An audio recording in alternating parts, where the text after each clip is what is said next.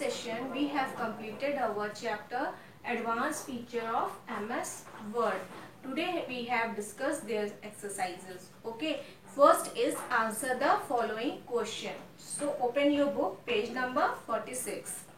First question is which tab is used to insert border and shading? कौन सा tab हमें border and shading के लिए use करना पड़ता है?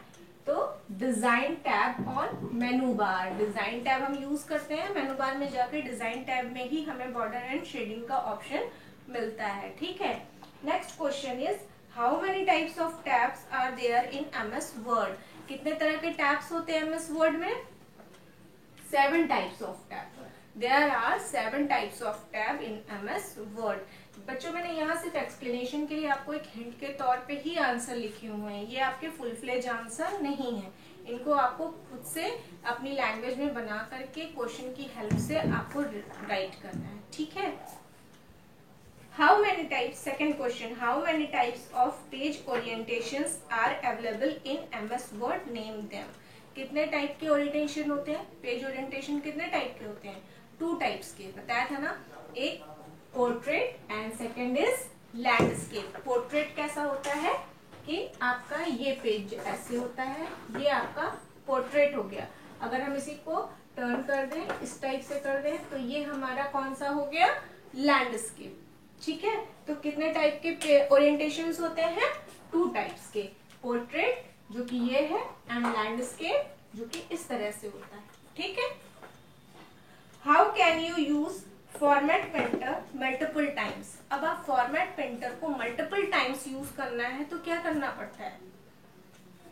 अगर हमें फॉर्मेट पेंटर को मल्टीपल टाइम यूज करना है तो क्लिक ट्वाइस, हमें 2 बार क्लिक करना पड़ता है. उससे क्या होता है कि जितनी भी जगह आपको वो फॉर्मेट लगाना है उस जगह पे वो फॉर्मेट अप्लाई हो जाता है. ठीक है. और फिर ऑफ करने के लिए क्या करना होता है?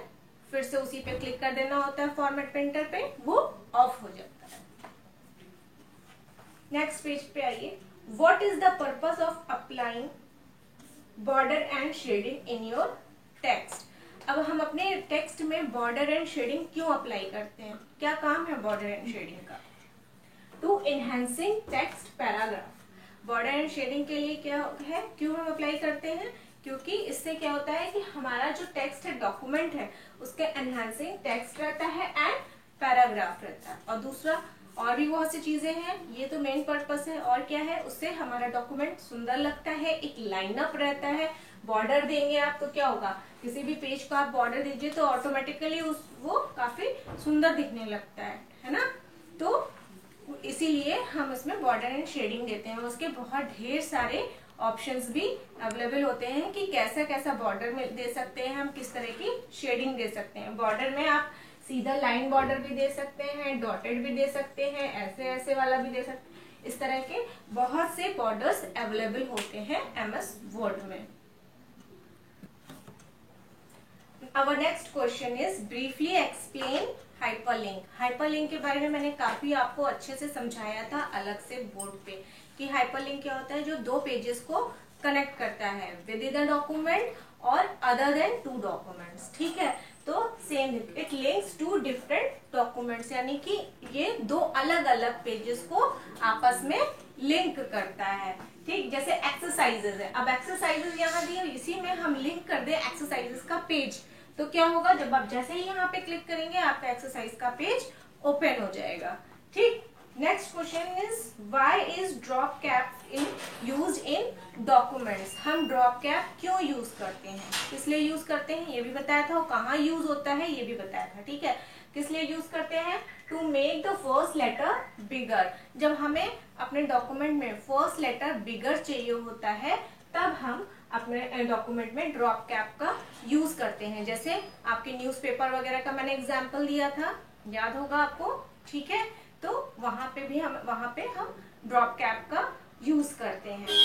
Right down the steps to add header and footer in a document. अब डॉक्यूमेंट में हेडर एंड फुटर हमें इंसर्ट करना है तो हमें क्या करना होता है, क्या क्या स्टेप्स हैं? स्टेप्स हमने काफी डिटेल में आपको बताए थे. यहाँ पे एकदम शॉर्ट में हम बता रहे हैं. Insert tab, go to header या फुटर. अब हम क्या करेंगे, मेनू में जाएंगे. मेनू में जाकर के इंसर्ट टैब में जाएंगे। ठीक है, इंसर्ट टैब पे क्लिक करेंगे, हेडर या फुटर का ऑप्शन आएगा, उसको हम अपनी रिक्वायरमेंट के अकॉर्डिंग चूज कर लेंगे, तो हमारा हेडर एंड फुटर उसमें अप्लाई हो जाएगा। ओके, तो ये थे हमारे क्वेश्चन आंसर जो कि मैंने शॉर्ट में आपको एक्सप्लेन किए हैं। ठीक है, लेकिन आपको राइट डाउन उसको अच्छे से अपनी लैंग्वेज में प्रॉपरली करना है। Okay, next come on, guess who am I. First, I am the amount of white space between the text and the edges of the page on all four sides। अब क्या बोल रहा है कि ये मार्जिन, और मार्जिन है edges का, वो भी चारों साइड का, यानी ऊपर का साइड, लेफ्ट का, राइट का, नीचे का। तो ये जो मार्जिन देता है ये व्हाइट स्पेस, इधर का चारों साइड का जो व्हाइट स्पेस छूटा रहता है, इसको हम क्या कहते हैं? मार्जिन। तो फर्स्ट का आंसर है आपका margin. I am the direction in which the page is printed। ये क्या करता है कि हमें डायरेक्शन देता है कि कहां से कहां तक का पेज आपका प्रिंट होगा। पेज आपका जैसे इतना बड़ा है, प्रिंटिंग कहां से कहां की होगी? जहां पे हमने लिखा है, जैसे यहां तक लिखा है, यहां से यहां तक का लिखा है, तो यही तक की तो प्रिंटिंग होगी। तो ये कहां से हम डिफाइन करते हैं? रूलर से। रूलर हमारा होता है यहाँ पे हॉरिजॉन्टल एंड वर्टिकल, उसी से हम मार्जिन डिसाइड करते हैं, और जो हमारा प्रिंटिंग एरिया है उसको भी हम देख सकते हैं कि हमारा डॉक्यूमेंट कितने एरिया में आ रहा है और प्रिंट होके हमें कितने एरिया में दिखाई देगा। कट तो नहीं रहा, ज्यादा स्पेस तो नहीं छूट रही, ये सारी चीजें हम उसमें देखते हैं। तो क्या हुआ इसका answer? Ruler. Third, I am the amount of white space between the line of text in a paragraph। अब क्या होता है, दो पैराग्राफ के बीच की लाइन को क्या कहते हैं? लाइन स्पेस या लाइन ब्रेक। ठीक है, I am the manner in which text is placed between the margin of a page। अब page left right up and down margin के बीच में जो टेक्स्ट होता है उसको हम क्या कहते हैं? अगर हमें इधर से ज्यादा छोड़ना है, उधर कम छोड़ना है, या इधर कम छोड़ना है, उधर ज्यादा छोड़ना है, उस साइड से लिखना शुरू करना है, इधर में हमारा सिमेट्रिकल नहीं होना है, या इधर सिमेट्रिकल नहीं होना है, इस तरह की चीजें हम कब अप्लाई करते हैं? उसको क्या कहते हैं? अलाइनमेंट। तो अपना फोर्थ का आंसर आपका है alignment. Fifth, I am the position of text in relation to the top and bottom page margin। ये क्या करता है? टेक्स्ट का रिलेशन टॉप और बॉटम, किसकी बात आ रही है? टॉप और बॉटम। टॉप से क्या हो गया? हेडर, और बॉटम से क्या हो गया? फुटर। तो यहाँ पे क्या आएगा? Header and footer. Let's come on, fill in the blanks. Making changes to the setting of a page is called page setup. जो हम पेज की सेटिंग चेंज करते हैं उसको क्या कहते हैं? Page setup. Dash are amount of white space between the text and the edges of the page on all four side। अभी हमने यही चीज डिस्कस की थी Guess Who Am I में। ठीक है, तो वहां पे भी मैंने बताया था कि ये मार्जिन होता है। Okay, a footer indicates, a dash indicates the end of a page। कौन पेज के एंड को इंडिकेट करता है? फुटर। ठीक है, ये आपका third is footer. Fourth, dash ends a current line and let you continue the text in the other line। क्या चीज ऐसी है जो हमें नेक्स्ट लाइन पे कंटिन्यू करने के लिए करती है? Line break. You can use the dash option to make the first letter of a line in a bigger size। bigger size, first letter bigger बनाने के लिए हम कौन सा ऑप्शन यूज करते हैं? ड्रॉप का। ठीक है, let's come on true and false. Page number 48। Paragraph spacing is the amount of white space between the line of the text in a paragraph। Paragraph spacing क्या है? जो white space की line की text की spacing है वो paragraph spacing है? नहीं ना, तो ये क्या होगा? false। The keyboard shortcut for selecting the entire document is Ctrl+2। पूरे entire document को select करने के लिए हम कौन सी की यूज करते हैं? कौन सा शॉर्टकट की यूज करते हैं? Ctrl+A। और यहाँ पे क्या दिया है? Ctrl+2। तो क्या हो गया ये? false।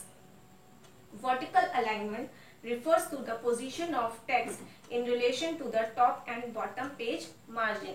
वर्टिकल अलाइनमेंट जैसा कुछ होता ही नहीं है बेटा, है ना। अलाइनमेंट तो 4 टाइप्स के ही होते हैं, तो वर्टिकल अलाइनमेंट से ही ये पता चल गया कि यहाँ पे गलत है। लेकिन फिर भी हम आगे ये चीज देखते हैं कि ये क्या रिफर करता है, टॉप एंड बॉटम मार्जिन को। तो टॉप एंड बॉटम मार्जिन को कौन क्या रिफर करता है, हेडर एंड फुटर, तो ये भी फॉल्स हो गया। Word has an option to print only odd numbers or even numbers pages. और वर्ड में क्या होता है कि आपको ऑड नंबर और इवन नंबर पेज करने का ऑप्शन होता है ना, तो ये ट्रू है, ठीक है। केवल वर्ड प्रोसेसर ही और एमएस वर्ड में ही ऐसा है जो ऑड एंड इवन को सपोर्ट करता है पेज प्रिंटिंग के लिए, उसमें ऑप्शन अवेलेबल होता है, बाकी किसी में नहीं होता। बाकी में आपको जो भी जैसे एक्सेल है या पावर पॉइंट है, उसमें अगर आपको प्रिंट करना है तो आपको पेज नंबर देना पड़ेगा, ठीक है। और पावर पॉइंट तो खैर स्लाइड्स बेस हो जाता है, तो वो तो एक डिफरेंट चीज हो गई। लेकिन अगर आपको पेज प्रिंटिंग के लिए देना है तो जैसे एक्सेल है, एक्सेल पे क्या होता है, शीट्स बनी होती है टेबुलर फॉर्म में। टेबुलर फॉर्म आप इसमें भी यूज करते हैं, वर्ड में भी कर सकते हैं कि टेबल बना सकते हैं। लेकिन पेज जब प्रिंट देंगे तो ऑप्शन क्या आएगा, उसमें ऑप्शन अलग होता है और इसमें अलग ऑप्शन होता है। लेकिन इवन एंड ऑड का ऑप्शन सिर्फ वर्ड में होता है। Let's come on today's homework and class work. Class work, do exercise B, C, D and E in your book. आपको जो अभी मैंने चैप्टर समझाया उसकी exercise B, C, D and E जो है आपको बुक में करनी है, ठीक है। अब आप सोचेंगे कि E तो कराया नहीं मैंने, ठीक है। E इसीलिए E योरसेल्फ, आपको अपने से ट्राई करना है, ठीक है। मैच द कॉलम है, बहुत इजी है। आप थोड़ा सा भी चैप्टर को अच्छे से रीड कर लेंगे, पढ़ लेंगे, समझ लेंगे। वैसे मैंने काफी एक्सप्लेन भी किया आपको, अगर नहीं समझ में आया तो आप फिर से वीडियो देखिएगा। जो पुराने वीडियोस हैं उनको भी आप जा करके वेबसाइट पे देख सकते हैं, तो आपको खुद ही समझ में आ जाएगा और उसके लिए आपको किसी और की हेल्प की जरूरत नहीं पड़ेगी, आप खुद से कर लेंगे, ठीक है।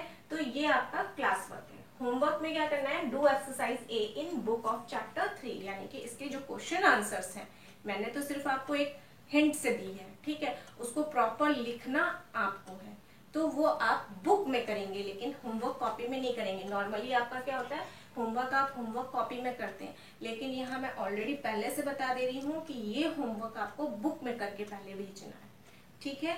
तो जो क्वेश्चन आंसर्स मैंने आपको एक्सप्लेन किए हैं वो आपको बुक में करके अपने होमवर्क में